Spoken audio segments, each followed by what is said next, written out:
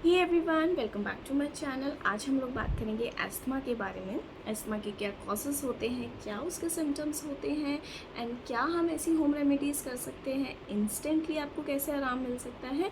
आज हम इन सब चीज़ों के बारे में बात करते हैं। देखिए, सबसे पहली बात करते हैं कि इसके सिम्टम्स क्या होते हैं। इसके सिम्टम में आपको मेनली आपको ये ऑब्जर्व करना है कि अगर आपको रात को 1 डेढ़ बजे के बाद आपकी जो कफ़िंग है वो बहुत ज़्यादा इंटेंस हो जाती है। तो अगर इस टाइप की आपको कफ़िंग हो रही है, आपको रात के समय ब्रीथिंग में बहुत ज़्यादा इशू हो रहा है, तो ये भी अस्थमा का एक सिम्पटम होता है। हमें इस चीज़ का बहुत ज़्यादा ध्यान रखना है। बार बार इन्फेक्शन होना, ये भी एक कारण बन सकता है, तो आपको इस चीज़ का भी आपको ध्यान रखना है। अब बात करते हैं कि इसके कॉजेज़ क्या होते हैं। तो देखिए, इसके कॉजेज़ होते हैं कि हमें कफ़ होता है, कफ़ होते ही हम दवाई ले लेते हैं कि आप वो कफ़ सूख जाए तो हमें आराम आ जाए। ये एक सबसे बड़ा कारण बनता है अस्थमा में, आपकी प्रॉब्लम अस्थमा में डेवलप हो जाती है। तो देखिए, जब भी आपको कफ़ होता है, आप कोशिश कीजिए कि आप होम रेमेडीज़ से अपने कफ़ को ठीक करें, ताकि आपको दवाई ना लेनी पड़े। क्योंकि कफ़ की जो दवाई होती है वो कफ़ को सुखा देती है, जो आगे चल के आपको प्रॉब्लम क्रिएट करता है।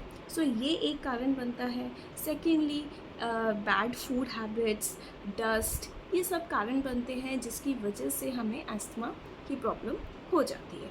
तो आइए बात करते हैं कि इसकी क्या ट्रीटमेंट हम लोग कर सकते हैं। देखिए, रेगुलरली में आपको क्या करना है कि सुबह उठ के आपको 1 ग्लास गर्म पानी में शहद मिला के पीना है। ये आपको रेगुलर आप रूटीन बना लीजिए। अगर आपको अस्थमा की दिक्कत है या आपको कफ़ भी बहुत ज़्यादा अगर आपको रहता है, तो मॉर्निंग में आपको गर्म पानी में शहद डाल के आपको पीना ही पीना है। सेकेंडली, आपको दिन में 2 बार तुलसी का जूस आता है, तुलसी जूस मार्केट में भी अवेलेबल है। उसके अंदर आपको जिंजर जूस मिला के, या आप उसमें हनी भी ऐड कर सकते हैं। ये आपको दिन में 2 बार उसका अच्छे से आप पेस्ट बना लीजिए, अब वो आप कंज्यूम कीजिए। ये थी 2 चीज़ें ऐसी जो आपको सुबह रोज़ करनी ही करनी है, जिससे आपको बहुत अपनी बॉडी में आराम फ़ील होगा। सेकेंडली, आपको क्या करना है, आपको मेथी दाने को रात को 1 चम्मच मेथी दाने को आपको रात को पानी में सोक करना है। सोक करके आपको रख दीजिए ओवरनाइट उसको।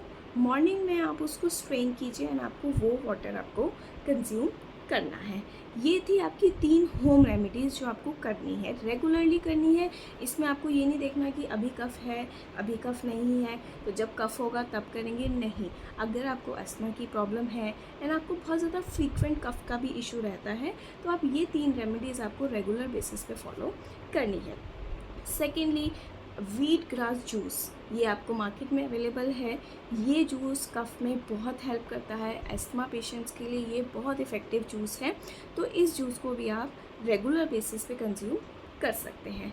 सेकेंडली, कोशिश कीजिए कि अनकुक्ड फूड कम से कम हफ्ते में 2 बार आप अनकुक्ड फूड खाइए, जिसमें आप स्प्राउट्स खाइए, आप सैलेड खाइए, आप फ्रूट्स खाइए। आप अपनी डाइट में इन सब चीज़ों को ऐड ऑन कीजिए। रोज़ नहीं कर सकते तो कोई बात नहीं, लेकिन कम से कम हफ्ते में 2 बार सिर्फ अनकुक्ड फूड खाइए, जिसमें आपको कुक्ड फूड कुछ भी नहीं खाना है।